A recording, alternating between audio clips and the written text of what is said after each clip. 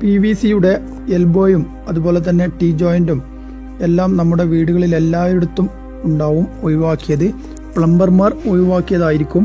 എന്നാൽ ഇത് രണ്ടാമത് എങ്ങനെ യൂസ് ചെയ്യാം എന്നുള്ളത് നോക്കാം. അപ്പോൾ ഇതിനായിട്ട് ആവശ്യമുള്ളത് ഒരു പ്ലെയറും അതുപോലെ തന്നെ ഒരു ഗ്യാസ് ലൈറ്ററും അതുപോലെ തന്നെ ഒരു സോൾവെന്റുമാണ് നമുക്ക് ആവശ്യമുള്ളത്. സോൾവെന്റ് എന്ന് പറഞ്ഞാൽ നമ്മൾ ഈ PVC ഒട്ടിക്കാൻ വേണ്ടി ഉപയോഗിക്കുന്ന പശയാണ്. അതാണ് നമുക്ക് ആവശ്യമുള്ളത്. അത് നമ്മൾ അയച്ചെടുക്കാൻ ഉദ്ദേശിക്കുന്ന ഈ ഒരു പൈപ്പിന്റെ ഉൾവശത്ത് നന്നായിട്ട് തേച്ച് കൊടുക്കണം. ആ പശ പിന്നീട് നമ്മൾ ഗ്യാസ് ലൈറ്റർ ഉപയോഗിച്ച് കത്തിക്കുക. ഇവിടെ ഒന്നും പേടിക്കേണ്ട ആവശ്യമില്ല, കാരണം കൈയൊന്നും പൊള്ളില്ല. ഇതിന്റെ ഉള്ളിലുള്ള ആ പശ കത്തിത്തീരും വരെ മാത്രമേ ഈ തീ അവിടെ നിൽക്കുകയുള്ളൂ. എന്നിട്ട് ഇതേപോലെ തന്നെ പ്ലെയർ ഉപയോഗിച്ച് ചുറ്റിയെടുക്കുക. അപ്പോൾ വളരെ എളുപ്പത്തിൽ തന്നെ ഇത് അഴിഞ്ഞു പോരുന്നതാണ്. ഇതേപോലെ എത്ര പഴക്കം ചെന്നതാണെങ്കിലും നമുക്ക് അയച്ചെടുക്കാം. ഇനി മറ്റൊരു PVC നമുക്ക് ഇതേപോലെ തന്നെ അയച്ചു നോക്കാം.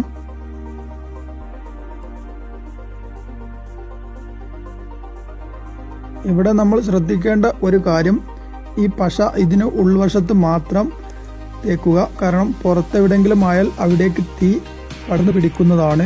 അതുകൊണ്ട് ഉൾവശം മാത്രം കറക്റ്റായിട്ട് നമ്മൾ ഊരിയെടുക്കാൻ ഉദ്ദേശിക്കുന്ന ആ പൈപ്പിന്റെ ഉള്ളിൽ മാത്രം നമ്മൾ പശ തേച്ചാൽ മതി. ഇനി മറ്റൊരു ജോയിന്റ് കാണിച്ചു തരാം.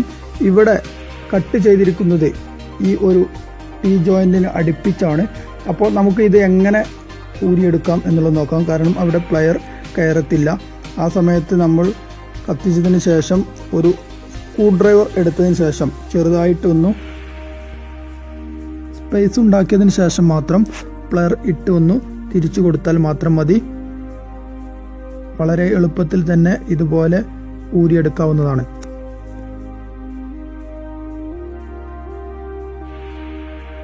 ഈ ഒരു ട്രിക്ക് എത്ര ആളുകൾക്ക് അറിയും എന്നുള്ളത് അറിയത്തില്ല.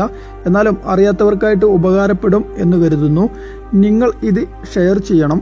കാരണം നിങ്ങളുടെ ഷെയറിനനുസരിച്ചാണ് നിങ്ങൾക്ക് വീഡിയോ ഇഷ്ടപ്പെട്ടിട്ടുണ്ടെന്നും കൂടുതൽ ആളുകളുടെ ലൈക്കും കമൻറ്റുകളും രേഖപ്പെടുത്തുമ്പോൾ നമുക്ക് തന്നെ നിങ്ങൾക്ക് ഈ വീഡിയോ ഇഷ്ടപ്പെട്ടിട്ടുണ്ട് എന്നും മനസ്സിലാവും. അതുപോലുള്ള വീഡിയോകൾ അപ്ലോഡ് ചെയ്യാൻ വേണ്ടി മാത്രമാണ് അങ്ങനെ ചെയ്യാൻ പറയുന്നത്.